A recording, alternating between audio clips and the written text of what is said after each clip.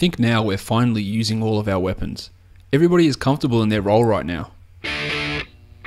You are Locked On Fantasy Basketball, your daily podcast on fantasy basketball. Part of the Locked On Podcast Network, your team every day.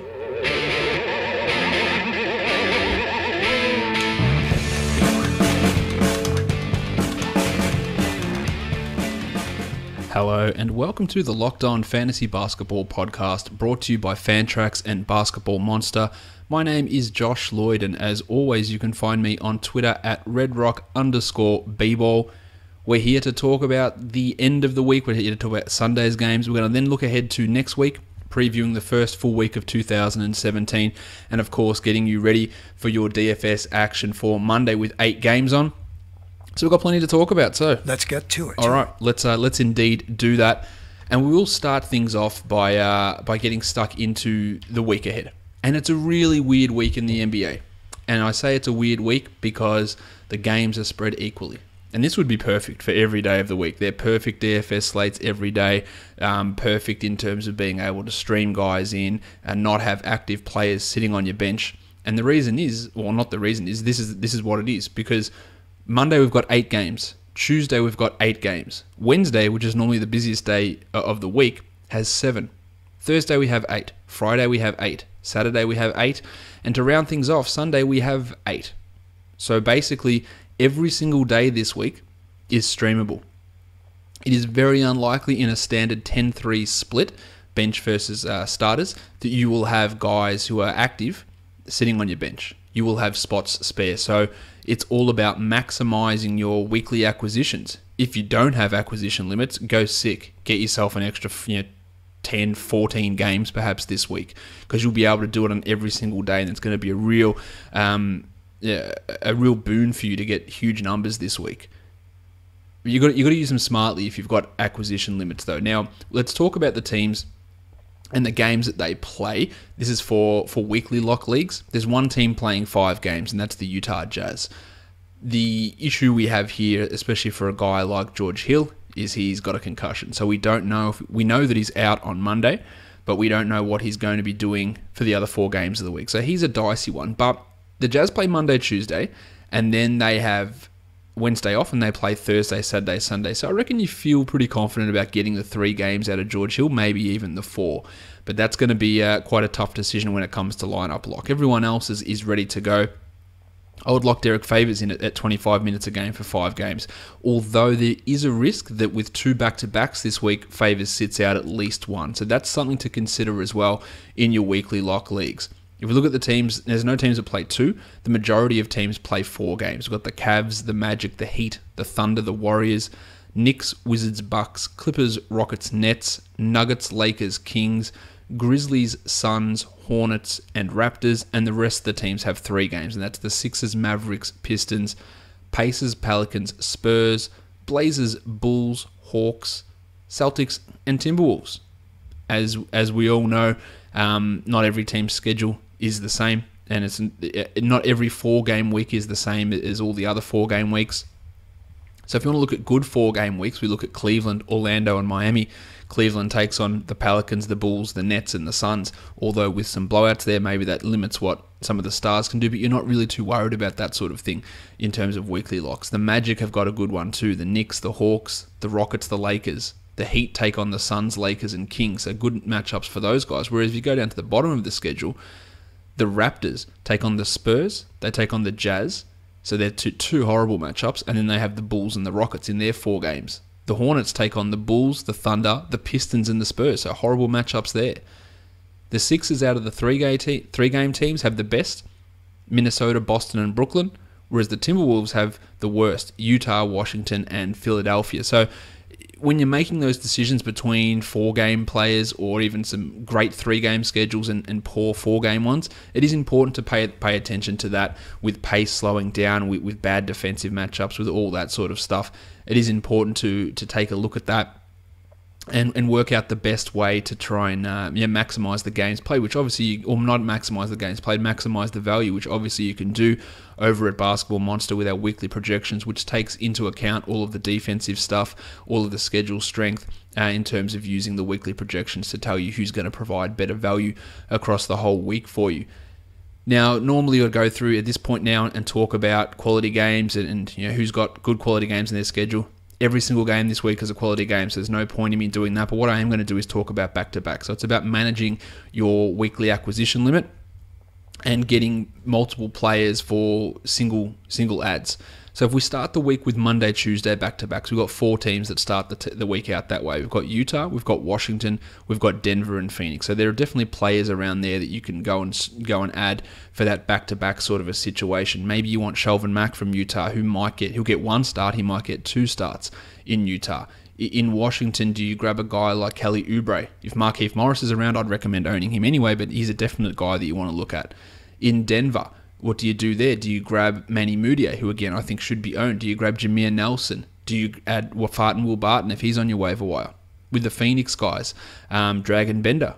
You might get 45 minutes of Dragon Bender across these 2 games. Tyson Chandler, Alex Len, Marquise Chris. Lots of guys that you can use for a 2-game stint here.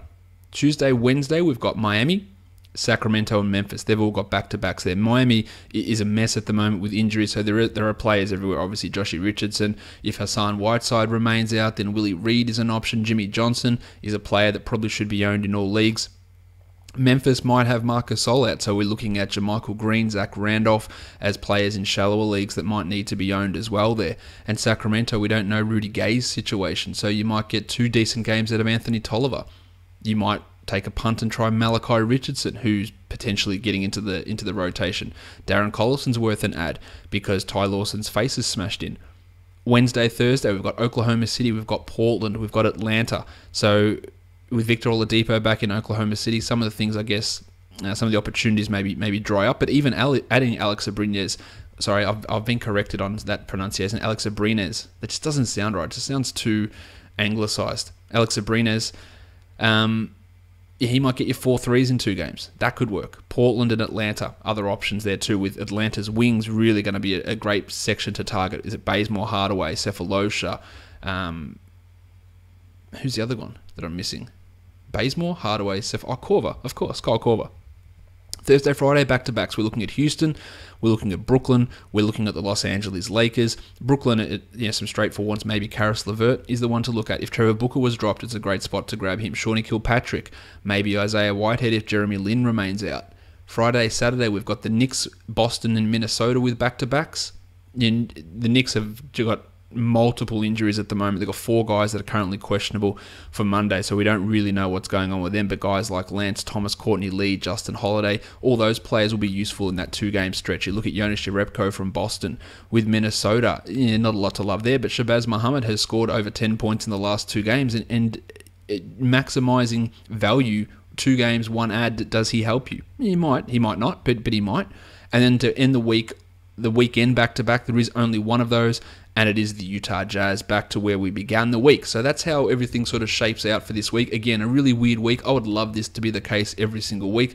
I love these weeks. It means we've got perfect DFS days every day, aside from potential matchup issues and that sort of stuff. But just in terms of slate size, it's perfect, and it's great that we don't have to make start-sit decisions, and you can just, look, this is my team, and let's let the best man win, I guess, and make your ads judiciously. That's a bad word for me to try and say. All right, let's get into the monstrous line of the night from Sunday. It is Kyle Lowry of the Toronto Raptors. He was fantastic against the Lakers, 41, 9, and 7. He hit 6 triples, and he did all this on 16 shots, 12 of 16 from the field, which is ludicrous, and 11 of 11 from the line. He is putting up batshit crazy numbers. He is the top, well, not the top, he is the number 3 player over the last 2 weeks, averaging 30, 6, 6.5, 1.5 steals, 4.3 triples, hitting 57% of his shots from the field, 85 from the line, and 48 from 3. These are crazy numbers. I still maintain that if I get an offer of someone who's a top 10 player for Kyle Lowry, I will take it. And the reason is because over the course of the year, Kyle Lowry is ranked 9th. Yep, and he's flying at the moment, ranked 3rd in those last 2 weeks. But it's coming on the back of 48% shooting from the field. His last 3 years, 42, 41, 42. It's coming on the back of 85% from the line. Fine, but his last 3 years, 81, 81, 81. It's coming on the back of 46% shooting from 3. His last 3 years, 39, 34, 38. It just feels like he is going through a prolonged hot streak, no doubt, but a very, very hot shooting streak. Couple that regression to the mean in with the annual Kyle Lowry body breaking down late Feb, March situation, which has happened the last couple of years due to overwork, and he's playing more minutes than he played last season. So there is definitely a concern with that. You know, some of that regression coming back, I can't see Lowry maintaining top 10 numbers. I can't see him maintaining top 5 numbers. Of course, no way I can see him maintaining top 5 numbers. Everything else is fairly in line, except the threes where he's hitting over 4 a game, which is out of control. His steals, his blocks, his assists, his rebounds, which are actually mildly elevated, but and the scoring, which is up as well. Look, that comes with the percentages. So percentage regression, wear down, injury factor later on in the year. His value does not get higher than this. It is impossible for his value to get higher than this, but obviously he's fantastic now, and parting with a guy who's the 3rd ranked player over the last 2 weeks is tough to do. But you do sometimes have to look and say, is this possible to continue? And I just don't feel that it 100% is, despite how much I do like Kyle Lowry and how much how well he is actually playing at the moment. Let's talk waiver wire line of the night, and this is going to start a trend of Los Angeles Lakers talk today. Uncle P, Nick Young. What do we say about Nick Young? Well, we can say lots of things about him, obviously, but the way that he is performing has been fantastic. He had 26 points for the Lakers against the Raptors on Sunday. He hit 7 triples. He had 2 boards and 0 assists, so that's pretty stock standard Nick Young, where you get none of those numbers, but added 2 steals, didn't have a block, went 8 of 14 from the field, and was 3 of 3 from the free throw line. He is putting up numbers at career best levels. He is causing issues with Jordan Clarkson's value, with Lou Williams' value, and over the last 2 weeks, Nick Young is a top 50 player. That's coming on the back of 4 threes a game that he's hitting. It's coming on the back of 51% shooting from the field. It's coming on the back of 56% shooting from 3. Much like Lowry, things that are impossible for him to continue. Last season he shot 34% from the field. The year before he shot 37%. So we're talking about a bloke that over the last 2 weeks is shooting 20% better. Not realistic to continue.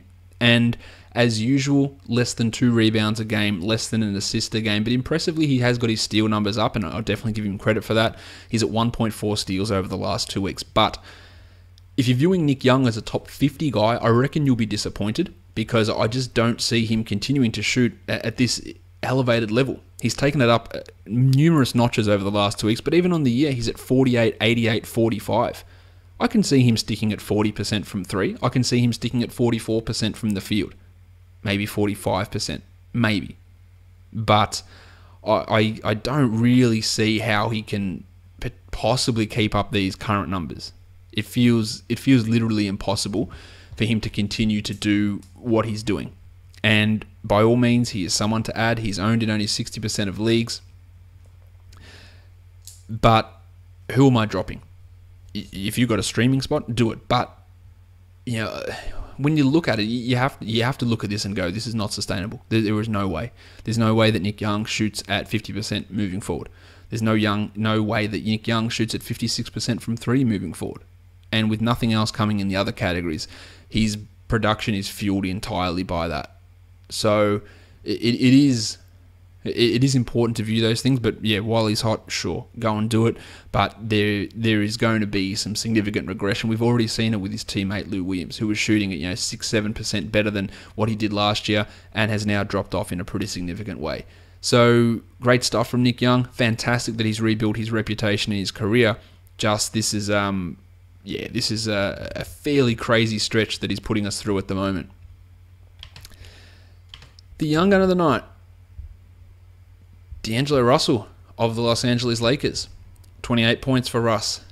6 triples, 4 rebounds, 5 assists, 1 steal, 9 of 18 from the field and 4 of 6 from the line. He's really starting to get it going again now. This is he's had double-digit scoring in basically, what's he had? 9 of his last 10 games. His last 2 games in particular have 43.7 triples, 11 assists, and 3 steals. And the thing that's really been holding him back is his field goal percentage, which over the last 2 weeks is under 40%, but he was 50% here.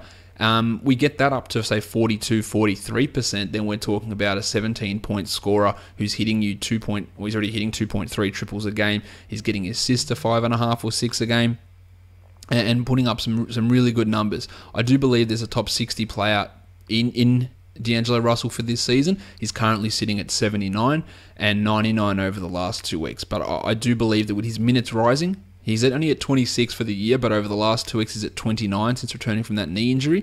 I think he can come in and play 30 most nights. I would hope he can anyway. And get you 17, 18 points maybe. Get 2.5 threes, 5.5 to 6 assists, 1 and a bit steals, and get that percentage up there. In a punt field goal build, he's fantastic. He's already close to that top 60 number as it is. But it is a significant impediment to ownership in all formats, with him shooting under 40% on 14 attempts per game. That's a worry. But like Nick Young and Kyle Lowry are going through really hot streaks, Russell's going through somewhat of a cold one, and I do think that he can turn it around. It wasn't cold today, obviously, but he can turn it around and get that percentage up a couple of percentages moving forward. But a really good night from D'Angelo Russell, really encouraging for whoever drafted him and for the Lakers in general. He still looks really slow out there, though. Just when he moves, he just seems to move so slowly, but from a fantasy point of view, no one's taking his minutes. No one's taking his role at this point. That's just not happening, and I think we can expect things to actually get better from here, which is a good sign.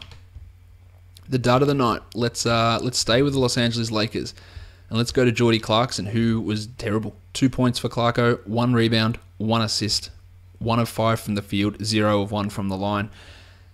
I don't think that Jordan Clarkson is a must-own player in 10-team leagues. I don't think that he is a must-own player in 12-team leagues. I'll rephrase that. In a 10-team league, I don't think he is not a must-own player in a 10-team league. He can be owned, but he is not a must-own. In a 12-team league, it's getting dubious. We can look at what he's done, and the first thing I always look to is when a guy is slumping, what's the shooting like? Yeah, he's ranked 142nd over the last 2 weeks. You go, okay, shit, what is he going cold? No, he's shooting 47% from the field, 40% from 3. So yeah, look, he's hitting shots. He's just not taking them. He is also an inexplicable 20% from the line over that time. So that's hurting him, but it's on like 5 attempts. So we're talking about 1 of 5 shooting over the last 7 games. So it's not a big sample size that's destroying that category. But that will change, obviously. But the assists are nowhere to be seen. He's not rebounding the ball. He's hitting threes at a good rate, yeah. But with Young, with Russell, with Williams, there's just not enough minutes or touches to go around for Jordy. This is his role on a good team as a 6th man. The Lakers are not a good team, but this is his role moving forward. This is where his talent lies, and I would feel totally fine about moving on in a 12-team league. I would not be considering it a real buy low in Dynasty either, because I do think this is almost what he is. It hasn't been great for Jordy this season. No one really predicted a Nick Young breakout like we've seen, or re-breakout, or whatever you want to call it. No one really predicted that sort of performance from Young, but that has really hurt what Jordan Clarkson has been able to do this season, but I don't really see any reason for it to change moving forward. So if there's guys out there that you want, and there's been a few guys that pop their heads up on waiver wires recently that have become really good options, consider Clarko a guy to move on from. Let's now move into the games from Sunday, all 5 of them, and talk about them in a bit more detail. For Detroit and Miami is the first one. The Pistons got the victory against an undermanned Heat side. The Heat were up big early, and then Detroit wore them down. Marcus Morris was back. He was back in the starting lineup, and that pushed Toby Harris to the bench, but it doesn't affect Toby. Toby prefers the bench, it seems. 17 and 7 for Harris in 35 minutes, 2 steals and 2 blocks. Now, I don't know if he prefers it personally. He probably doesn't. But in terms of his play and his fantasy stats, they definitely benefit from this new role. So we have to love that. As for Marcus Morris, this was, just Marcus Morris, 11-1-1, not a must-own guy. Kentavious Caldwell-Pope had a good line, 23-6-5 with 2 steals and 4 triples on 9 of 15 shooting. That just means he's probably going to be a 30% shooter in the next game, such is the nature of KCP, while Reggie Jackson had a season-high 27 points. And importantly for Reggie Jackson, he played 33 minutes. And this is the last couple of games that he's getting over 30, and in a Stan Van Gundy team, that's a significant thing. 27-2-4 for Reg, and getting an extra couple of minutes on what we assume he would do is an important thing that might bump him 10-20 spots in ranking value. Still has some issues with shot selection and distribution, but really hard to complain too much about a 27-2-4 line. Andre Drummond with a big one, 25-18 with 2 steals and 2 blocks with no Hassan Whiteside to go up against, and Aaron Baines suffered an ankle sprain. So I would imagine we're going to see some Boban Marjanovic at some point moving forward. John Lua, really not working in the starting lineup from a fantasy point of view. 28 minutes for Johnny, 2-3-3, 10-team leagues, no reason to deal with him. 12-teamers, you can probably move on if there's someone else. There might not be someone else out there, but if there is, I think you can consider him a low upside expendable player. For the Heat, no Goran Dragic, no Dion Waiters, no Hassan Whiteside, and no Justice Winslow. So we had a starting lineup trotted out there of Joshy Richardson, Wayne Ellington, Scooter Magruder, Lukey Babbitt, and Willie Reed. So hardly a murderer's row. Let's start with Joshy Rich. Only had 14 points on 13 shots, so the shot wasn't there for him in this one. But 2 triples, 1 rebound, 8 assists, and 2 steals, just getting it done in the other categories. Really handling the point guard position very well at the moment. Got to own him, I think, in 12-team leagues. 10s, it's a little bit more dubious, but has value there, obviously. Tyler Johnson, he's just in this role no matter what the situation. 29 minutes for Tyler, 11 points, 5 assists, a steal, and 2 blocks. I like him in 12-teamers as well. Don't like Wayne Ellington, but he did have 18 points in 37 minutes with 4 triples. Obviously got the extra run with the injuries here, but this is what he will do. He will have occasional big scoring nights, and then he drops off and has 4 points in 32 minutes. So look at him in the deeper sort of formats. James Johnson's not a deep format guy. He is very good. 34 minutes, and this is what I've been advocating for Spoelstra to do for a while, is give this guy big minutes. 20 points, 7 boards, 3 assists, 1 steal, 1 block, 4 triples. I think he's got to be owned in 12-team leagues. Luke Babbitt doesn't get it done. Derek Williams is terrible. Udonis Haslem saw 21 minutes here. Willie Reed played as the only center on this team 18 minutes, so Jimmy Johnson played at center for big chunks, as did Udonis Haslem. So Johnson, there's no way he should be playing 23 a night. He should be at 28 a night, and the production is there enough for, if Spoelstra says, we're just going to go back to 24, that he still can be useful in a 12-teamer. But if it increases, then we're talking about real value for Jimmy. So big numbers from him again. Will Reed started 4-2-2 in 18 minutes. I think Reed's a decent prospect, but no one's going to be rushing out to grab him, even with Hassan Whiteside sidelined. I don't imagine that Whiteside's going to be out for too long with this eye issue. Maybe another game, but probably not even that. So nothing really to see there with Willie Reed. And Lukey Babbitt keeps starting in that minimal role, that role that I love so much, that pointless one, where James Johnson should be getting those minutes. The San Antonio Spurs and the Atlanta Hawks, this was an overtime game. A weirdly done one by Pop. Now, the Hawks did get the victory by 2 points in the end. They sat Kawhi Leonard down the stretch of regulation. Now, Leonard wasn't having his best game, but surely you just want to get him out there and help preserve a lead, hit some shots, play some defense. And he was fine to go because he played all of overtime. Just a weird coaching decision from Pop. Kawhi only had 28 minutes, 13-4-2 with a 1-1 on 3 of 12 shooting. He's not 100%. We can tell that from his form, I guess, and from the fact he didn't play his minutes. But surely he could have played a little bit more down the stretch. Let's go Pau Gasol. 38 minutes for Pau, 18-9 with a 1-1.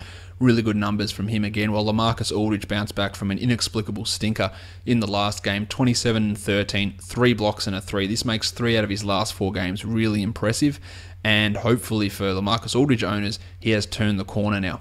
Speaking of turning the corner, Manu Ginobili, 10-3-3 in 21 minutes with 2 steals. Comfortably a top 100 player over the last 2 weeks. Does that mean you have to own him? No, but you should give it a lot of thought. In a 14-team league, there's no reason why he shouldn't be owned. He's owned in 7% of leagues, which is a 1% rise, so some people are starting to click. He can be owned in 12 teamers. He is putting up numbers, and it doesn't matter that he gets 17 or 20 minutes a night because the numbers are still there and they're still useful. He gets out of position assists, he gets some steals, he hits some threes, he scores. Yeah, this can be really useful for your team, so see how it fits. Tone Parker dropped 22 points in this one, a return to the old days. 32 minutes for Tone, 22 points, 6 assists. I still think he's more of a 14-team league sort of a guy, while Pat Mills had 5 points in 21 minutes with 3 assists. No 12-teamer for Pat Mills, please. I don't really see that being something that's worthwhile. Dan Green had 9 points in 31 minutes, 3 triples and 6 boards. No defensive numbers, which is what you want to grab him for, but he does have a place in 12-teamers. Not for everyone, but his numbers have started to get back and he's putting up some good numbers. For the Hawks, it was a weird one for Atlanta. We had the rumors coming out about, not rumors, we had the reports coming out that the Atlanta Hawks are looking to gauge trade interest in Paul Millsap. About 15 minutes after that report came out, we had a report come out from Chris Haynes saying that Paul Millsap is going to opt out of his player option. Of course he is. That's common sense that he would, given the amount of cash that's out there, rather than take a one more year at a below market rate. So he will opt out, and that's just curious that it comes so close after the reporting that the Hawks are looking to trade him. It's like he's come in and said, "Look, mate, I'm gonna be looking to go somewhere else, or I'm gonna be looking to test the free agent market." And Hawks have gone, "Shit, you're probably not coming back. Let's see what we can get." So it's going to be whatever happens to Millsap. I don't think his value changes much, but it obviously could affect people on other teams. But Denver, Toronto, they're the names that have come up. That could affect some of the other players on that team. You look at Denver, it'll be Wilson Chandler. You look at Toronto, Jonas Valanciunas perhaps, and it all depends on who comes back. So there's nothing you can really do in terms of fantasy-wise to make preparations for something that we just don't have any idea if or when it will happen. The Hawks and Mike Budenholzer went to their bench on the wings, with Timmy Hardaway and Kyle Korver outplaying Tabo Cephalosha and Kent Bazemore. Timmy Hardaway got hot, hit the game-tying 3, had 29 points, 6 triples and 5 rebounds on 11 of 13 shooting, and it feels like there's no other way that this guy can do it. He'll come out there and be horrible, or he'll be electric, and there's no middle ground. He's never average, I feel like, Hardaway. You look at him in the 16-teamers probably. Kyle Korver with some nice numbers, 14, 8, and 4. 4 triples, a steal, and a block, so good numbers from Korver. Still don't believe that he is a must-own 12-teamer. I would probably prefer Uncle P at this point to Kyle Korver. In a 14-team league, sure, you deal with Kyle. Dennis Schroeder, 16, 2, and 10 there. And Dwight wasn't awesome. 6 and 7 in 34 minutes. Now, the starting wings. Tabo, not a great night. 3 and 2 with a steal and a block. I still do believe he is a top 100 player so far this year. And I still believe that you want to hold on to him in 12-team leagues, depending on who your other options are to grab. But Kent Bazemore, man, this guy is just not good. 8 points in 19 minutes. He looked completely pissy on the bench when Hardaway was hitting shots. He had 2 steals, he had 2 rebounds. It was an absolute disgraceful decision for them to give him that sort of money on that contract. Not as bad as Joakim Noah, not as bad as Tim Mozgov, not as bad as Lou Deng, but still pretty poor because he's a pretty poor player. And this is what he is. Now, it doesn't mean that he shouldn't be owned in 12-team leagues. He can be in certain spots. But the inconsistency, the actual crapness that he puts out so often, it is really just hard to hold. So if I owned him, which I don't across any of the 20 leagues that I'm in, I don't have any Kent Bazemore anywhere, which I'm sure you're not surprised about whatsoever, I would be looking to move on from him. I just don't see, he's not good enough to bounce back. I'll put it that way, because this is closer to what he is than what we saw last season. That was like a 3-month outlier, with the rest of the season being pretty craptacular as well. Orlando and Indiana. Bismack Biyombo's minutes are being limited, and there's a good reason for that, because he's not that good. 23 minutes for Bismack, 9 and 6, and he's been getting under 25 for about the last 4 or 5 games in a row, and it's allowing Nick Vucevic to play more, which is good. 30 minutes for Vooch, 18 and 11, a steal and 2 blocks. So we could see a situation where Vooch is top 50 by the end of the year, just by virtue of him getting these extra 2 minutes or so off Bismack. So interesting to see how that works out. I don't think Bismack's a 12-teamer.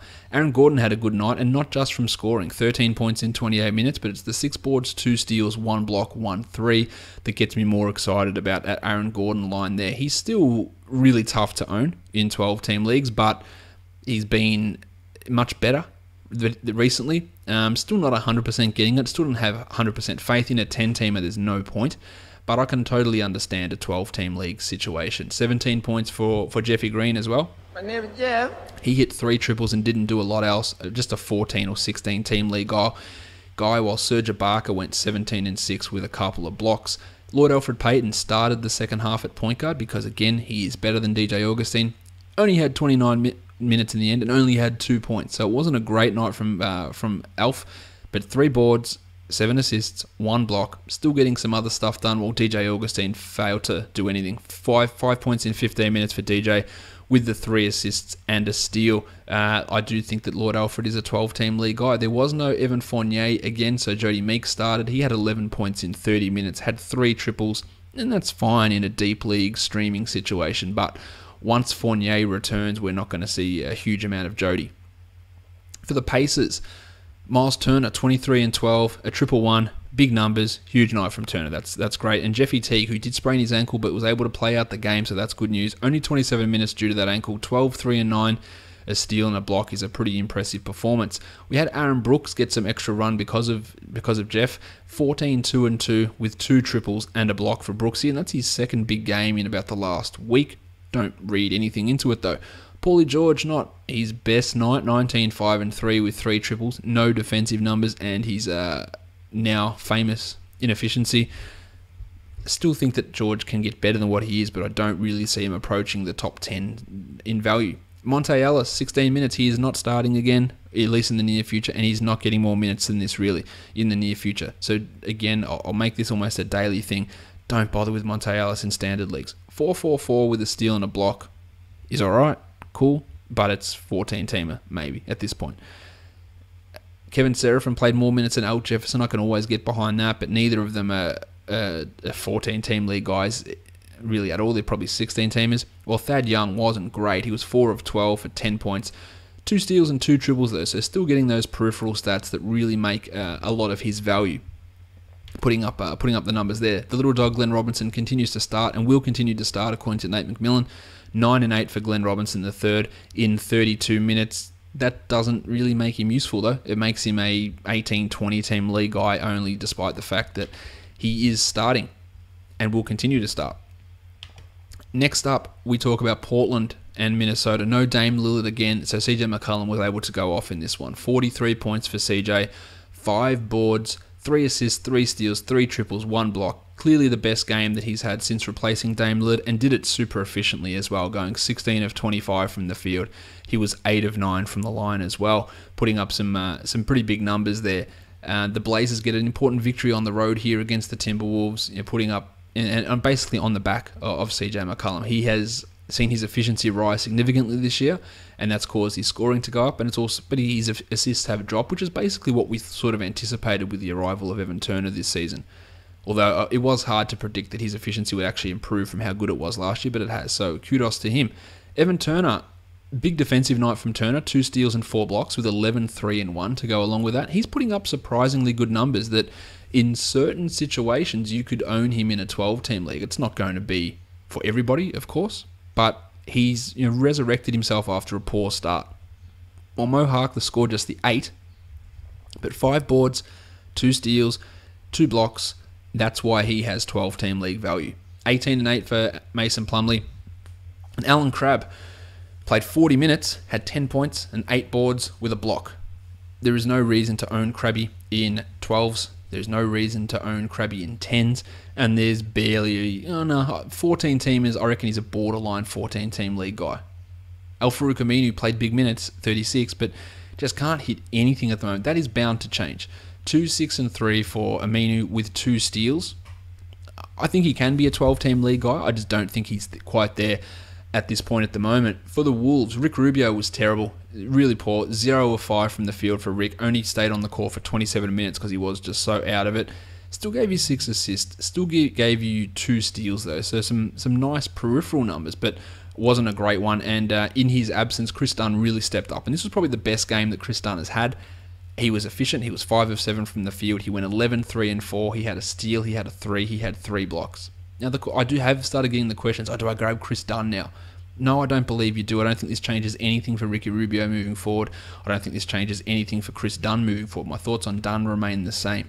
I still think that he is not that great of a prospect. I don't believe that he is a starting caliber point guard in the NBA at this point, and there is a risk that he never becomes that. And I do think that we'd look at the point guards coming in next year, that he's going to be behind 6 or 7 of those guys coming in. So I don't really know how high his ceiling is. But this is obviously a very impressive performance to put up those sort of numbers, especially the defensive stuff. But just remember that efficiency is not something that you should be relying upon for Chris Dunn whatsoever. And that drops the appeal of his line. If instead of going 5 of 7, he goes 3 of 7, we're talking about 7 points. 3 rebounds, 4 assists. And still get the 3 blocks and a steal, but everything else doesn't look quite as good. Karl Towns dished another 6 assists. He will have seasons in the NBA where he dishes over 4 a game. 11, 13, and 6 with a steal and a block, while Gorgie Dieng went 12 and 9 with a couple of steals. And Shabazz Muhammad had his second straight game of double-digit scoring, 12 points with 6 boards and 2 triples. So that's making him more appealing in the 16 to 18 team range, but that's really, really it. Wigo had 24 points, did it on 20 shots, so that's good. The 3 of 7 from the line is not a great way to end the week. It could have potentially dipped you down maybe 0.5% or so, or maybe not that much. And Zachary Levine didn't have a great night either, going 5 of 12 from the field and 1 of 3 from the line to give you 13 points in probably one of his worst games of the season. Let's move on to the last game of the night. That was Toronto and the Lakers. Jonas Valanciunas played 31 minutes in Patrick Patterson's absence, 14 and 10 for Jonas with 2 steals, and did it on his high efficiency, 6 of 7 from the field and 2 of 2 from the line, while DeMar DeRozan had 31 with a steal and a block. Pascal Siakam got majority of the run with Patterson out, 31 minutes for Siakam, 3 points, but 10 boards and 4 blocks is obviously impressive. Now, I've been pretty harsh on Siakam recently, but he stepped up given the opportunity and did a lot defensively. Still got torched a lot by Julius Randle from the Lakers, and this doesn't really change much that I think about Siakam for fantasy purposes moving forward. I imagine that Patterson will be back for the next game. We got some extra Jakob Poeltl, who played 9 minutes, and we only got 8 minutes of Norm Powell, which is disappointing. Damari Carroll played 17, had 4 fouls, so was limited there. 5 points and a block. I'll say it again. He's not a 10-teamer and he's not a 12-teamer. I don't think there's any point in owning him there, while Teza Ross chimed in with 3 triples in his 24 minutes. The Raptors had a big lead in this one, and then the Lakers came back at the end and they settled to win by 9. For the Lakers, Julius Randle went 15, 9, and 6 with 3 and 2. Hit 9 of 10 from the line, but 3 of 10 from the field. He just looks so out of control with some of the shots he takes. You just wish you could get in his head and say, just don't shoot it. Don't take this shot. Like, you just put your head down and you're all off balance and you just throw it up. Just ridiculous types of shots. And if you could get those out of his game, then a lot of the other stuff would be a lot more impressive. He just looks so out of control at times, but a really nice performance from him there. Tariq Black entered the rotation ahead of Tom Robinson, but Robinson ended up playing more minutes. 14 minutes for Black, he went 9 and 9. Tom Robinson went 12 and 9. So the value that Robinson was having before Black came back is probably likely to persist until at least Larry Nance returns. This is really limiting what Tim Mozgov can do. Obviously 6 and 3 for Mozzie, and Black gets back most of his value that he had prior to his ankle injury. Brandon Ingram didn't do much, 6 and 3 in 26 minutes, while Lou Deng has the party ended. Not quite yet. I still think that you can continue to own him. 2, 3, and 2. Lou Williams was abysmal. He was 3 of 11 from the field, 8 points with 2 triples and an assist. And this is this pretty heavy regression coming for Lou Williams after that really massive run of top 30 value that he had, top 50 at least. He is cooling off. You still want to own him, but he is going to pretty quickly, I think, slide to being maybe your 11th, maybe your 12th best player, with Nick Young playing more, with Russell getting his minutes back, and Williams not going out there and doing everything that he was doing before. So the party was always bound to end, and it looks like it has ended already. All right, that is all of the action from Sunday. I'm going to take a quick break, and then we're going to be back to preview an 8-game Monday in the NBA.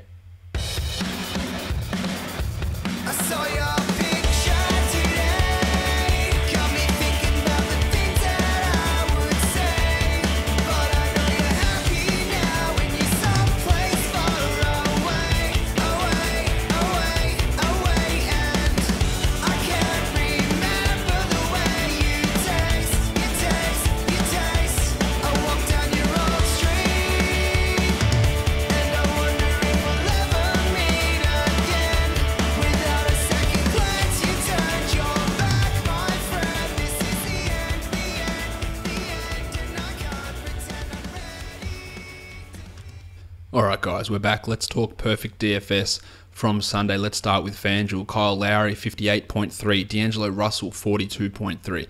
At shooting guard, Timmy Hardaway, a real punt option there, 35.5, while CJ McCollum had 58.5. At small forward, Paul George was pretty poor, but he fitted into this perfect lineup, 28.5 for Paulie, while Aaron Gordon went for 24.2. At power forward, Paulie Millsap, 52.1. LaMarcus Aldridge, 49.6, and Andre Drummond at 51.6 for a total of 400.6 points, and that was $59,900. On DraftKings, Chrissy Dunn at 28.25, CJ McCollum at 61.75, Timmy Hardaway at 39.25, Aldridge 53.25, Drummond at 55.5, Kyle Lowry at 63.75, Paulie Millsap at 56.75, and D'Angelo Russell at 45.5 for a total of 404 points, and that was the total $50,000 of the DraftKings salary cap. Weird day coming up on Monday for DFS. There are 8 games, as I mentioned, but there are so many cheap point guard, shooting guard guys available. So we've got obviously expensive ones like Jimmy Harden, Russ Westbrook, and then all these cheap ones, Brogdon, Carter Williams, Shelvin Mack. So numerous different ways you can go, but there is a ton of value out there at the guard position especially. Let's start with that first game, which is Oklahoma City and the Milwaukee Bucks. The Bucks are favored by 2. The total is 211 points at this point. We don't know if Matthew Dellavedova is going to play. I have marked him as doubtful at the moment, but obviously if he plays, it does change some things up with Brogdon. But I still believe that Brogdon will play more minutes than Daly if Daly is healthy. If Daly is out, we're looking at 35-ish from Brogo. But it's been like 3 or 4 days. I don't think that Daly is necessarily coming back from a hamstring injury in 3 or 4 days. So I do think that he's out. By the time you listen to this, we might have heard more information about his hamstring. But at this point, I'm marking him doubtful for Monday's game. Miles Plumlee is questionable with a finger, but really the only finger he's getting is Jason Kidd's middle one. He's not a factor at all. Let's talk point guards. Let's talk Brogo, who dropped just a casual 43 in the last game. Now his salary on FanDuel has jumped by $400. It's a decent jump. It's not totally ruling him out of being used though. I think that if Daly played, he'd be a tougher one to consider. But if Daly's out, then I do still like him at 5,300. Over on DraftKings, he's at 5,100, so that's a substantial $1,200 rise. So that price is making it tough, but he is averaging 32 points in the last 3 over on DraftKings. So in a starting role, he can totally get those numbers. And again, Russ Westbrook not providing the most stellar defense. As for Russ on FanDuel, he's at 11,800 and he's at 12.3 over on DraftKings. Obviously, you can feel pretty comfortable with getting Russ and getting your 55, probably 60 points, but he hasn't quite been the same level of guy recently, averaging 55 over the last 5, where there was one game in there where he was ejected and scored just the 25. So I think you can probably bump that to maybe a 58-point average, which 11,800 is not quite where it needs to be. And the Bucks have been not fairly good. They've been very good at reducing point guard output this season. So sure, you've got lots and lots of cash left over. Russ is going to be he is the best high-priced point guard out there on the board, but doesn't mean I love using him in that way. And on DraftKings at 12.3, it's a little bit harder again to use him over on there at that price. Jason Terry, Samaje Chris are not going to be in use. Vic Oladipo's back. He's at 6,000 on FanDuel, so I don't really love that price there. He did have 21 in his first game back, but getting him to 30 points is probably going to be an extra step of a challenge, so I reckon I'll give him a fade. And over on DraftKings, he's a more comfortable 5,400. Still not 100% sure that it's the best play, but in a GPP on DraftKings, I can totally see Victor Oladipo being a useful player. Yanni's at 10,200. I feel really confident about Yanni getting 50 here. So he at 10,200 is definitely a good way to spend that amount of cash. He's at 10.4 over on DraftKings, but same story. I feel pretty good about him being able to get 50 points on both sites. Alex Abrines at minimum salary. He did have the concussion. He is playing, but with Oladipo back, he's a tougher guy to play, and his upside is pretty limited anyway. Not many cheap small forwards on the slate. So Andre Robertson at 3,600 could be a way to go. He had 23 in the last game. Now, he has been struggling, and I definitely wouldn't be looking at him in cash, but it is a positive matchup against the Bucks. Wings can put up some numbers. Needs to get his hands on some balls. Giggity! And get some turnovers, get some blocks, get some boards. But he could turn in 25 points. And at 3,600, that's a really nice way to build a GPP lineup. I really don't love it, though. Not putting a huge amount of faith in that. Mirza Teletovic at minimum salary, he can always go off, so that always makes him marginally interesting, but not really that keen on him either. Mick Beasley did not play at all in the last game despite being healthy, and Tony Snell is Tony Snell. Jeremy Grant goes back to his minimal role as well. Power forward Jabari Parker, 7,100, has been killing it, averaging 42 over on FanDuel in the past 3 games. And we have a look at him on DraftKings, and he's averaging 45 over the last 3 games. He is more expensive on DraftKings at 7,300. Don't favour him as much over on that side just because of that extra salary, but I do like him on FanDuel at that 7,100 price and feel pretty confident about him getting around the 35 mark. Enes Kanter's been killing it and actually had 35 in the last game, even with Vic Oladipo back. Can he continue? Is it a situation of Bill Donovan going, all right, now I feel more confident, Enes, of you not playing 18. We can get 24, maybe 27 minutes a night out of you, which is what he's been averaging over the last 3. And that's giving us tons of numbers. Over the last 5, in fact, he's got 29 points in 27 minutes, which at 5,400 is okay. And the Bucks, we know how tasty a matchup the Bucks can be for big men. So Kanter is in play, but I don't think he's a strong play. Over on DraftKings, he's at 5,300, so I'm a little bit more hesitant with him over there, but there's still some value in Enes. At center, Greggy Munro's at 4,800 on FanDuel. He's been comfortably outstripping that value, dropped to 37 in the last game. It's all Jason Kidd related. What will he do with Henson? But all the trends have been that Henson is dropping way off and Munro is getting some extra minutes. This is not a team that you can't play centers against, the Thunder. So 4,800 for Munro, absolutely has use. And he's at 46 on DraftKings. Again, not a bad guy to look at. Really a toughish cash player to look at, but could be, if you're looking to save some cash at center, Greg Munro could be that guy. 5,400 for Steve Adams on FanDuel. Hasn't quite been where he needs to be over the last couple. The matchup here is okay, or it's not okay, it's really good for him. Wouldn't want to trust it in cash though, but I do think that he's decently solid. Well, John Henson is probably the opposite of that at this point in the season. All right, let's get on to the next game. That is the New Orleans Pelicans. They're taking on the Cleveland Cavaliers. There is no spread release for this one yet. Kyrie Irving is listed as questionable, as is Mike Dunleavy for the Cavs. Obviously, Irving's the one we pay attention to. With Irving out in the last game, Jordy McRae put up numbers, and Kay Felder was in play. So if Kyrie is out, we look at Jordy McRae as a GPP option. It also boosts the value of Kevin Love and LeBron James. At point guard, Kyrie, well, if he's playing, he's been on fire, and it's a good matchup. He's averaging 50 over the last 5 games, which at 8,500 is totally something that you can use. Now, taking the risk there is obviously the concern. Over on DraftKings, he's even better. He's at 7,800, and he has been killing it over there as well, averaging 54 over his last 5. So, if we get the all clear from Kyrie, I do really like his spot here. Drew Holiday, yeah, not bad as well. Good matchup against Kyrie, obviously, 7,100 for Drew.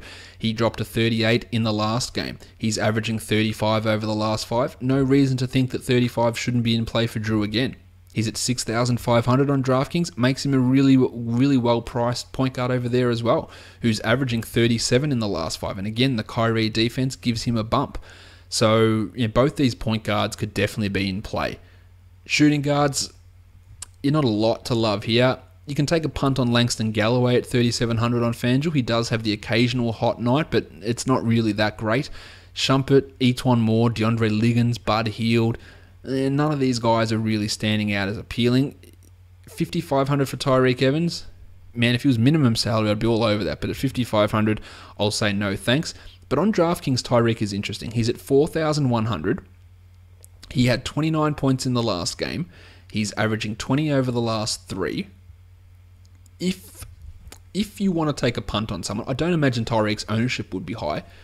He gets you 26, 27 points in in 20 minutes at 4,100, it could work out. I think that there's something to see with low ownership Tyreek that he could go off, and he's been really impressive the last couple of games. Jordy McRae, obviously, at min salary, he dropped 26 in that last game starting for Kyrie. So if Kyrie is out again, then we go back and look at Jordy McRae as being a pretty solid option. LeBron is at $9,900 on FanDuel. That's a $400 price drop. You smash that. There's no reason why that should have dropped. He's averaging 52 over the last 3 games.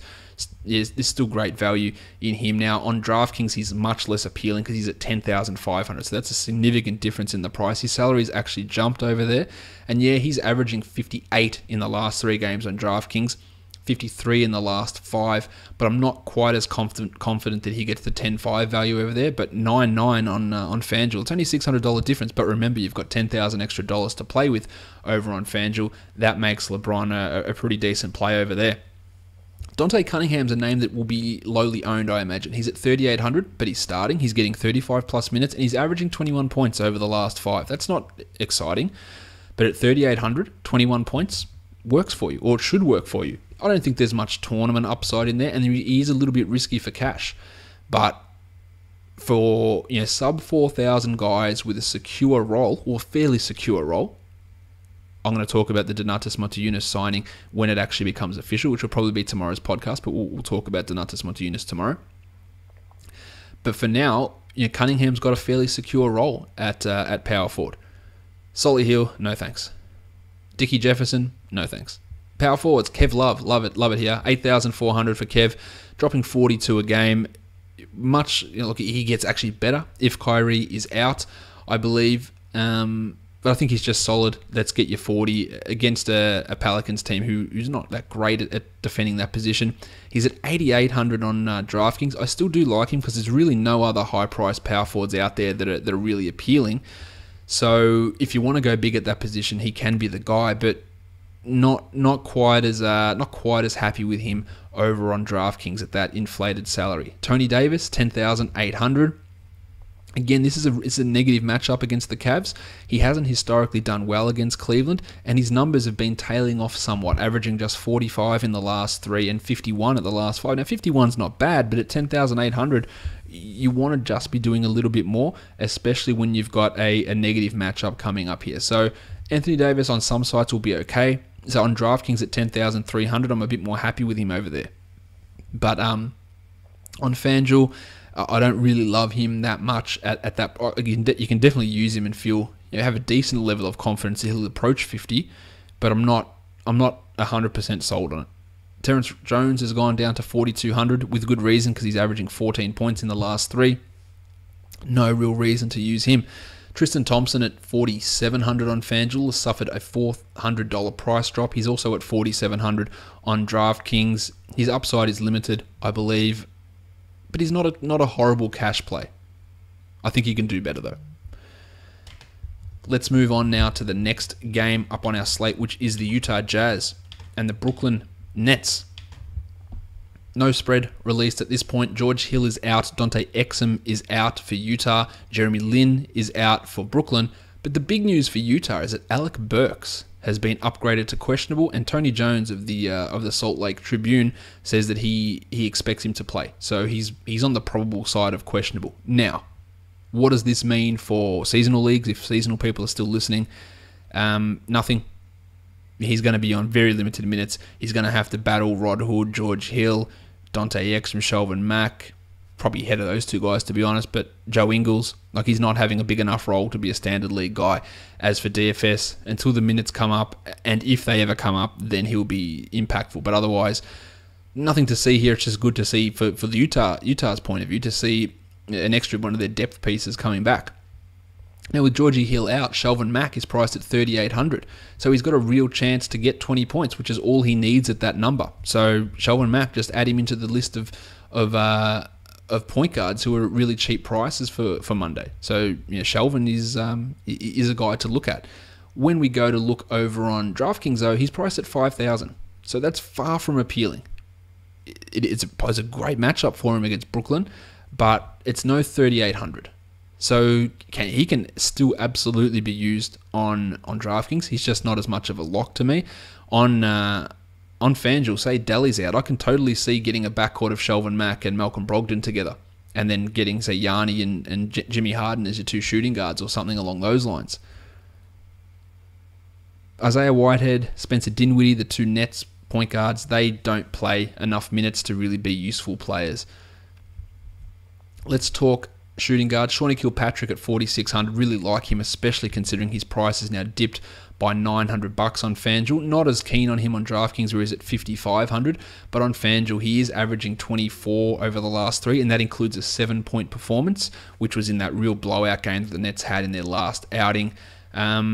I think you should feel pretty confident of getting 25 out of Kilpatrick with the upside to go 33, 35, 40 even. He's got pretty big upside. And the defense is quite an issue, but I love the fact that that salary is dipped by $900. That really returns him into my good books.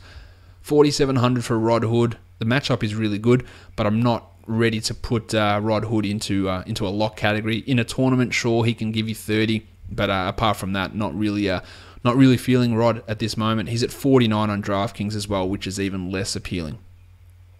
Randy Foy's played big minutes the last couple of games, but it's not resulting in big DFS scores. At small forward, love Gordy Hayward here at 7,700. He's averaging 39 over the last 5 games, which is enough to return value at that price, obviously. On DraftKings, he's less appealing at 8,100, so he's somewhat of a pass over there to me. But on FanDuel at 7,700, I can totally understand using him. Another guy you want to take a peek at is Rondé Hollis-Jefferson. He's at 4,200. He had a casual 24 in the last game. There's nothing to say that he is going to be an awesome play here. It's a shit matchup.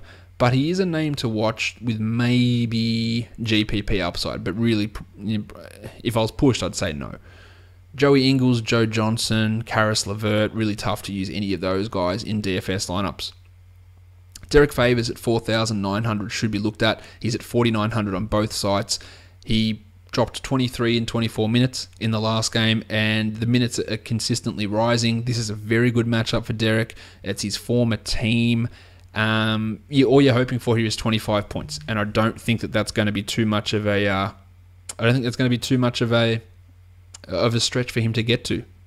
Really do think that he is a decent upside play who could get 30 at 4,900 in a very, very positive matchup. Same on DraftKings. I do like him over there as well. Trev Booker has been struggling. He's at 5,000. Now, he did drop a 27 in the last game, and he is averaging 25 in the last 3. But you scroll it back a bit, he's down to 22 over the last 5. It's a tough matchup. It is his former team as well, though. So do we look at revenge factor there? I'm just not sure that he's going to get enough minutes to really turn it into a great investment. Trey Lyles, Boris Diaw, no thanks for those guys. Brookie Lopez is at 7,000. It's a great salary. It's a dip by $800 for Brook. But he's got Rudy Gobert. So there is a risk associated with using him. He's averaging 33 over the last 5, which at 7,000 is not quite cutting it. It is a significant negative, this matchup. I can totally see Brook being a GPP guy, especially on DraftKings, where he's at 6,100. That is a very, very cheap price. So even though he's got a real chance of or risk of getting Gobert, I actually think that he is a very nice GPP guy to look at that reduced salary. That is a stinking low price. And yeah, you would have to feel relatively confident of getting 30 out of Brookie. As for Gobert, 7,700. It's a positive matchup for him, but that salary it's tough. He had 38 in the last game. He's averaging 35 in the last 5. He's close to it. I like him better on DraftKings at 7,400.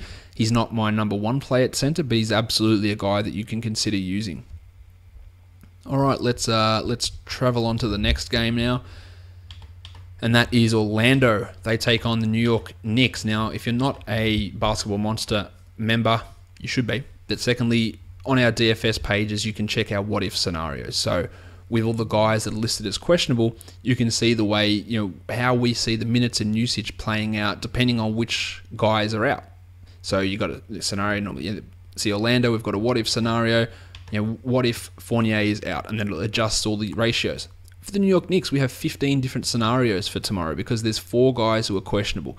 Kylo Quinn, Kristaps Porzingis, Carmelo Anthony, Courtney Lee. So it's really tough for me to give you a full overview of all of the Knicks situations, given there are 15 different lineup combinations that we've got listed for them at the moment, and that makes it tough for to really gauge the results. I'm going to talk here assuming that all of these guys are playing, Fournier and the 4 Knicks players. If these guys are out, Melo, Porzingis, Lee, then we're going to see more Justin Holiday, we're going to see more Joakim Noah, we're going to see some more Brandon Jennings. They're the 3 guys who would jump into becoming DFS targets. But it is very dependent on obviously what happens with all these injured players. Let's talk point guards here. Derrick Rose played 41 minutes in the last game, had 42 points. So when you go at a point per minute, it's a pretty decent return, and that's exactly what Derrick Rose did in that last game. He's priced at $6,500 on DraftKings as well as FanDuel, so the same price. I'm not really sure that I love him though on either side. I think there's some value in him. The Orlando matchup is not it's not the best one that's out there. It's okay for point guards. It's not the best matchup though for Derrick Rose. Yeah, he's solid, but there are much better options that are out there. Brando Jennings at 4,000. He had 49 in the last game. Pretty much don't think that's going to happen, but he showed last time he played Orlando. He's able to put up big numbers. His salary's dropped by $600. One of these guys is out, Lee or Melo in particular, or even Porzingis. Fine with using Brandon Jennings at $4,000. I think that he would definitely be worth a look in that scenario. He's at 4,300 on DraftKings, and again, it really does. It's going to need someone to be out for him to be considered. Lord Alfred at 5,900. Hate the matchup. Form hasn't quite been there. That's too expensive. That's not going to be happening for me, and he's at the same price on DraftKings, so that's not interesting there either. DJ Augustine's not at all interesting either. Courtney Lee, $4,000. There's no upside in Lee. We don't know if he's playing. That's a hard pass. And Evan Fournier, if he happens to play, I really like it. He's at 5,900 over on FanDuel. If we look at him on DraftKings, he's at 6,000. But if he plays, I like the play. But we don't know that at this point. Jody Meeks gets the bump if Fournier misses. He has been alright, but not really worth the $4,000 you have to pay up for him, and definitely not worth the $4,600 you have to pay up for him on DraftKings. Whereas Justin Holiday at $4,000, get one of these wing guys out, much like Brandon Jennings, he comes into play as well, putting up some really solid numbers. Especially if Courtney Lee is the only one out, Justin Holiday is someone that you should be targeting and taking a look at. If we look at him on DraftKings, he's at $4,200. So again, pretty nice prices for him on both sides. Melo's at $7,700. If he plays, I think I actually like him if he plays. But at this point, it's a little bit tough to expect him to go through the whole game, so that would probably keep him out of most of my lineups. Aaron Gordon is always a risk at $4,100. He's a tournament guy, but that's literally it for him. While Jeffy Green, yeah, sure, no real chance there. Lance Thomas had 13 points in 33 minutes in the last game. So even if he gets elevated to a starter with an injury, I wouldn't be falling over myself to get Lance Thomas happening. Kristaps Porzingis at 7,800. Porzingis at 7,800. Have been playing well before this Achilles problem. Averaging 44 in the last 3 over on FanDuel, averaging 48 on DraftKings. And the price on DraftKings at 7,100 is very appealing. But we don't know if he's going to play. But if he does play, I do like him on DraftKings. Don't really love him that much, or not as much on FanDuel. Serge Ibaka at 6,800 on FanDuel has been putting up decentish numbers, but I don't really love that price tag for him. It feels just marginally too high, and I'm not keen. Definitely hate the 6,700 for him on DraftKings.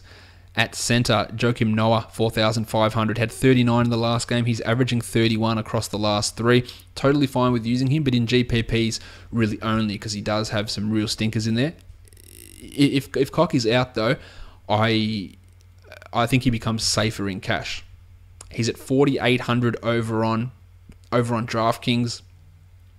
Not sure that's a... Yeah, it's not bad. It's definitely no 45 on FanDuel. He's an option, but he leans more GPP over on DraftKings. Nick Vucevic has been playing well, averaging 34 in the last 3. He's at 6,700. So the salary is coming into line with his production. Still a risk though, because there could be a night where he plays 26 and Biyombo plays 28, and that's the risk with Nick Vucevic, unfortunately. So not loving him as a play. 6,200 on DraftKings makes him a bit more appealing, and I could totally GPP him. Bismack, not really happening at that 4,500 price tag, and Kylo Quinn at 42. We don't know if he's playing, and he was barely playing before he had the issue with the illness, so really tough to look at him as a guy that you want to look at. The next game is the Charlotte Hornets taking on the Chicago Bulls. The spread, there's no spread. The spread's a pick'em. The total here is 203, so a moderately paced game. Injury-wise, it's Marco Bellinelli we're looking at, who's missed the last few games with an ankle injury. Let's start with point guards, though. Kemba Walker is at 6,400. Yeah, I think the matchup is pretty good for Kemba. He's coming off a 47-point performance.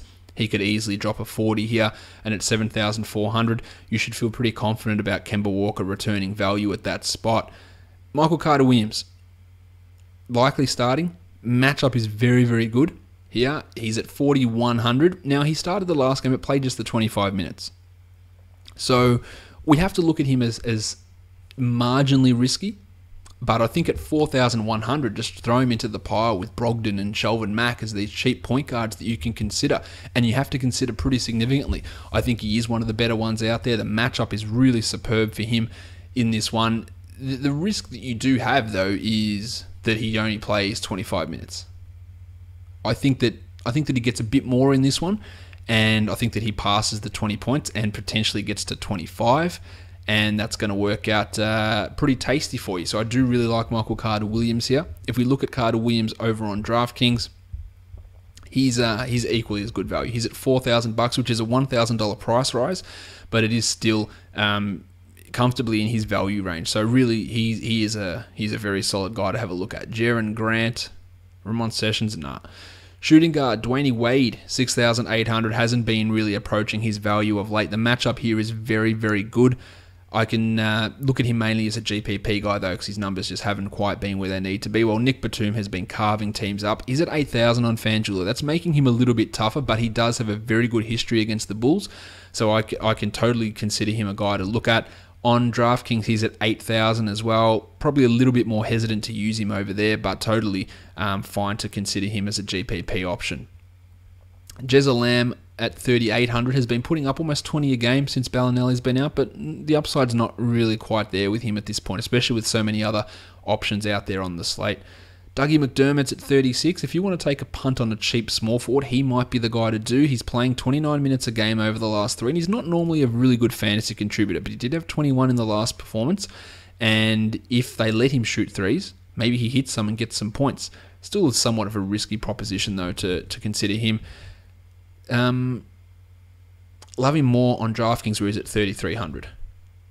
Jim Butler, 8,300, averaging almost 50 over the last 3. Yeah, he's fine. You want to go up at point guard, spend up at at small forward. Jim Butler is going to be your guy.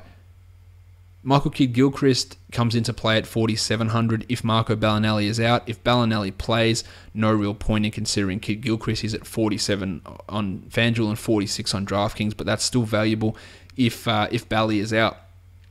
The power forwards, Taj Gibson is at 4,600. I do not like that play at all. Not interested there. Nick Mirotic at 44, just a GPP guy, but again, not much interest there. While Marv Williams at 44, I reckon you can do better at the power forward spot than Marv Williams as well. So neither of those cheapish power forwards on this slate are really all that appealing, I don't believe. The centers, though, there's something to see here. 4,400 for Robin Lopez, who'd been pretty poor recently. A lot of his struggles come against stretch big men, and Cody Zeller is not a stretch big man. He had 27 in the last game, Robin, and at 4,400, I feel pretty good about Robin Lopez getting me 23 points. I think he's definitely worth a look here, and the matchup is a positive one for him as well. If we look at what he's looking like over on DraftKings, it's a similar story. He's at 4,600, so it's definite value there. Cody Zeller at 4,800.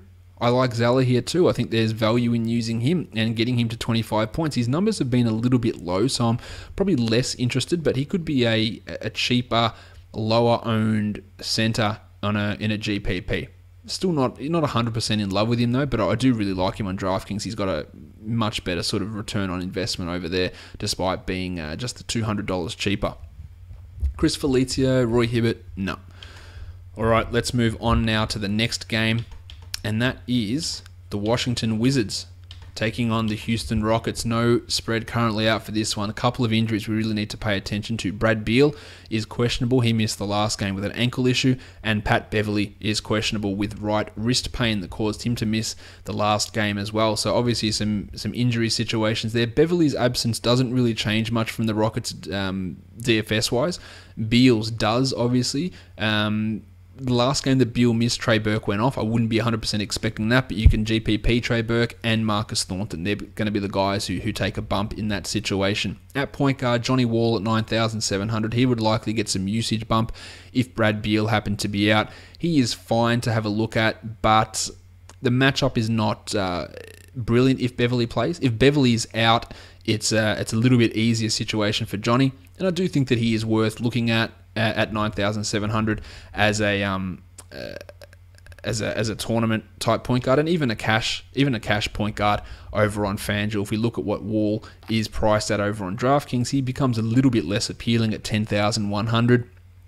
Not the best play out there at that excessive price, but still he's averaging 52 over the last 5 and 57 over the last 3. So there's every chance that he can return that value. Just probably a little bit more of a risky proposition. As for Pat Bev at 5,900, I wouldn't want to be using him in a John Wall matchup at that salary. Shooting guard Jimmy Harden, 11,300. Let's go. He had 90 points in the last game. He had 100, I believe, over on DraftKings. Yeah, 103 in the last game on DraftKings. He's at 12.4 on DraftKings. Doesn't really concern me too much. It is pretty expensive, but I still think he's worth it. But 11.3 on FanDuel is a really, really good price. And again, as I mentioned before, you could go with a Yanni Jimmy shooting guard combination and go cheap at point guard and go with it that way. That's a decent way to look at lineups, I think, for Monday. Love Jim though. Brattles Beal at 6,800. Well, I wouldn't want to be using him because we don't know his status at this point. Eric Gordon at 5,600. Feels just a little bit high. The Wizards are quite good at defending his position and his type of player, so not really that interesting there. While Marcus Thornton gets the bump if Beal is out at 3,800, and obviously Trey Burke, whose minimum salary on both sites, I believe. No, he's 38 on FanDuel and 3,000 on DraftKings. You would absolutely look at him in a GPP after he dropped 38 points the last time out. Wouldn't be expecting that though. Otto Porter at small forward, 5,800. Yeah, solid I think here for Otto. He's just a decent guy who's going to get you 26 or 27 almost minimum, and go 30 plus on a good day. So I do like Otto here. On the other side, Trev Ariza is at 5,600. He's got his numbers sort of back going at the moment. Porter's a tough defensive matchup for him, as Ariza is for Porter. But both guys can be considered. I would favour Porter over Ariza on FanDuel, and I'll go the other way on DraftKings. I would take Ariza over Porter there. Porter's at 6,100 on DraftKings and Ariza's at 55. So that salary discrepancy is more pronounced over there. Kelly Oubre, Sam Decker, Corey Brewer. Now, Brewer started in place of Beverley in the last game, but it doesn't mean you need to use him or that you should use him. At power forward, Mark Heaps at 5,200. Hasn't been getting the numbers happening lately, but I can consider him a GPP guy with limited upside. So really not a great one. Ryan Anderson at 5,400, had 38 in the last game. His salary's actually dropped by $300 over on FanDuel, but he is as up and down as anybody. He is strictly a GPP guy and should have no interest in him as a cash game play. Centers. Gortat is at 6,600. The minutes are locked in. You should get 30 plus in terms of production out of Gortat most nights. It's a positive matchup. Go with him. You really think he's a decent play. Montrezl Harrell, 4,600 on FanDuel. Again, he put up big numbers in the last game. You should feel pretty confident about getting 25 or so out of Montrez. Now, the table, Montrezl Harrell, that's his nickname if you haven't heard, the table is at 5,100 on DraftKings. Doesn't concern me. I still think that he can get that value there, while Gortat at 65 is also a good play. So a lot of good center plays on the slate on Monday. Let's move on to the next game now, and that is, who is it? It's the Phoenix Suns and the Los Angeles Clippers. No spread at this point yet. Chris Paul is doubtful, and Wes Johnson is questionable for the Clippers, so that's obviously going to have an impact. Now, with Paul likely out, Austin Rivers will get the start, and he's another one of these cheap point guards you could look at. 4,400 for Austin. Didn't really get it cracking in the last game, only 17 points, but he can comfortably get 23 or 24 points. I think you should feel pretty good about him in a matchup against the Suns, which is great for point guards. So really do like him there. If we look at him over on DraftKings, he's a 4,900, so it's a little bit more in terms of salary, but I think he's a solid guy to take a look at over there as well. So numerous cheap point guards around. You could also go with Ray Felton at 4,300. I'd feel less confident about that, especially with a $500 price rise on his head, given that he will likely come off the bench. He still could play 30 minutes, but I still have somewhat of a concern with using Ray there. On the Phoenix side, Eric Bledsoe, well, he gets the chance without Chris Paul matching up against him, so that takes away a lot of the negative matchup part of this. He's at 7,600 and he's averaging 37 over the last 5. So I do think that you can consider him. I hate him on DraftKings, to be honest, but on FanDuel I think there's a little bit of upside to use him, but not going to be one of the top point guard plays. Jamal Crawford has been brutally bad. He's at 4,400. He is a GPP play though. He, in the last 5 games, has had a 10-point game in 31 minutes and a 39-point game in 31 minutes. So there's a big discrepancy between his best and his worst, and that is really useful in a GPP situation when you're just going all in for ceiling and you're not caring about floor really. So he is worthwhile looking at there. JJ Redick at 4,200, I'd say the same thing for him, where he could have, in the last 5 games, he's had a 30-point game and an 8-point game in 24 minutes. So there's upside for him, but in cash games, tough to look at. Devin Booker at 5,900 over on FanDuel.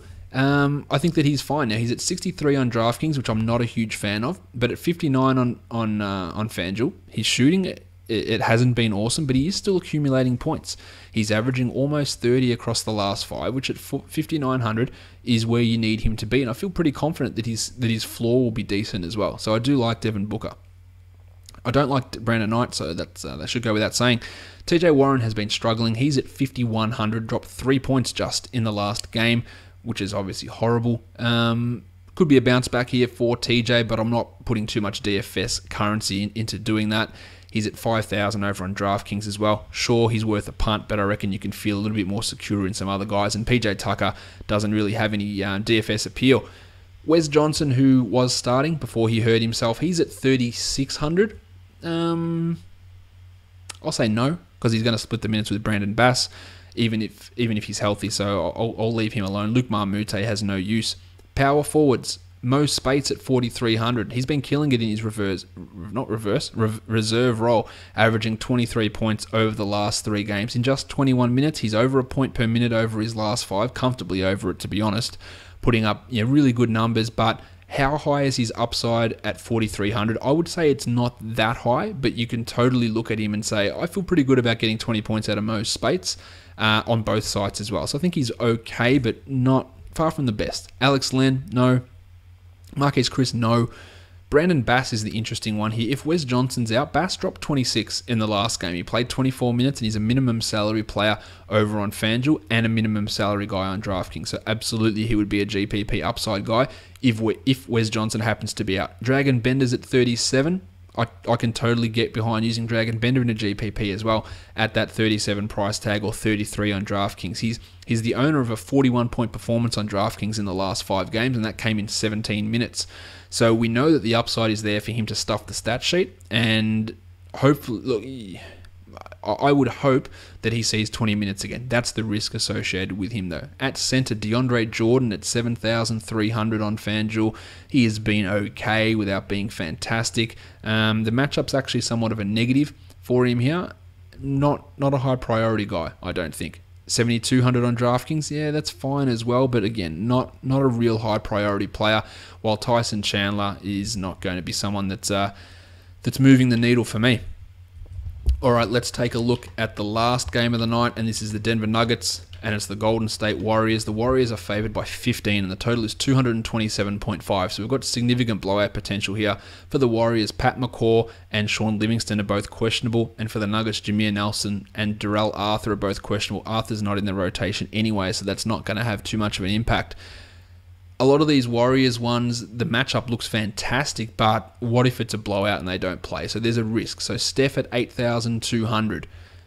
He's averaging 40 the last 3 times he's played Denver. I don't think I'd be using Steph at 8,200.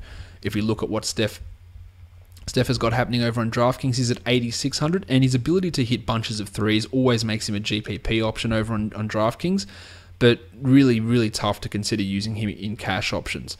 Klay Thompson at 6,000. Oh, no, let's go to the other point guards first, sorry. Jameer Nelson, we wouldn't be using him anyway, but if Nelson's out, 5,000 on Manny Mudiay would be worth a look. I don't think I'd want to trust it in cash, but if Nelson's out, we should then be guaranteed of 30-ish from Mudiay, and he's coming off a game where he scored 36 points in 29 minutes, so that could be useful, and he could be worthwhile, but it is a bit of a wait and see. He's at 47 on DraftKings as well, so it is a bit of a Jameer Nelson wait and see situation. Klay, 6,500. He's averaging 35 in the last 3 games.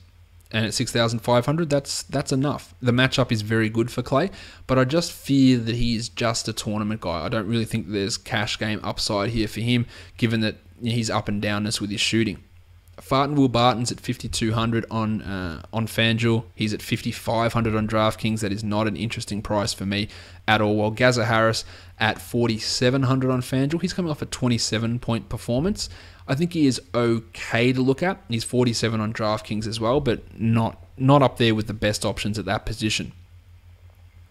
Small forwards, the Rooster. Danilo Gallinari is at $6,000. He's been good. There's no other way of putting it. He's just been good, but that's not a great DFS prospect. Same with Wilson Chandler. And Kev Durant always looks appealing at 10,100. Yeah, he's averaging 54 across the last 3. It's a good matchup, but the blowout risk makes me look at him as a GPP type of guy only.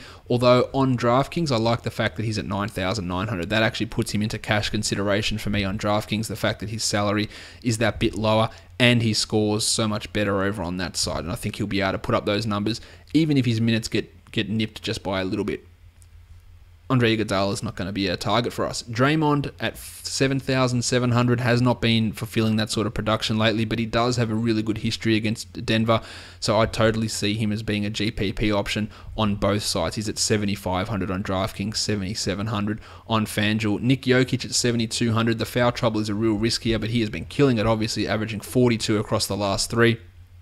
Probably wouldn't look at him in cash just because of the foul trouble risk against, if he's matched up against, say, Draymond at times, or Durant driving to the rim, or Curry, all those sort of situations where he gets himself into strife. But he's definitely a GPP upside type of a pick, Jokic, at that price tag on both sides, actually. Ken Fareed, we won't be really looking too heavily into him, although you could punt on Ken Fareed. I don't think it's a great option with Nurkic rejoining the rotation, though. The centers, there's not a lot to love. Zaza, JaVale, Nurkic, none of those guys will really be finding them way, or should be finding their way onto a DFS lineup. All right, let's talk picks of the day now.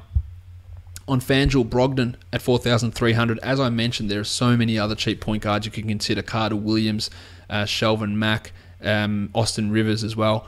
Kemba at 7,400, Russ at 11,800. Shooting guard, Shawnee Kilpatrick, 46, Devin Booker, 59, Jimmy Harden, 11.3. The small forwards, Andre Robertson at 36 is a punty guy.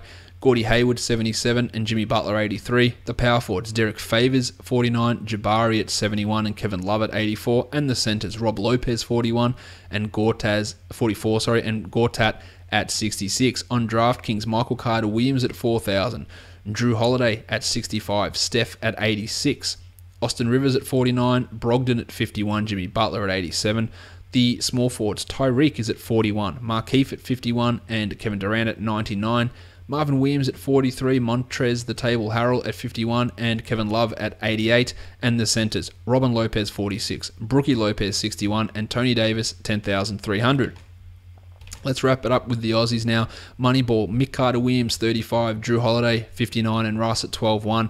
Shooting guards, Brogos at 4,000, Oladipo's at 54, and Jimmy Harden's at 11.8. The small forwards, TJ Warren, 43, Gordie Hayward at 71, and Jimmy Butler at 85. Warren is a GPP guy. The table at 4,000, Nick Jokic at 64. That's a great price for Jokic, and Love at 81. And the centers, Rob Lopez, 45, and Gortat at 63.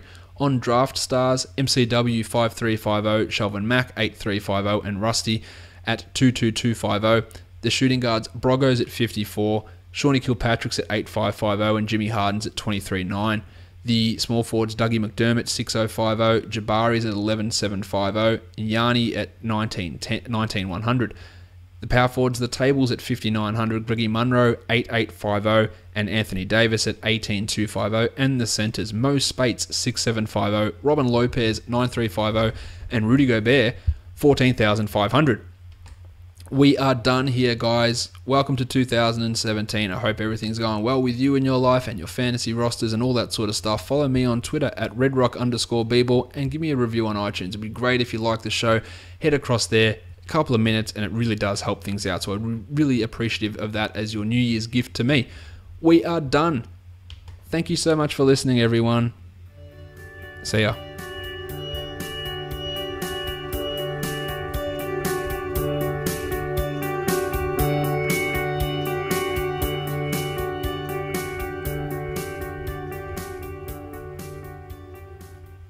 Paul George.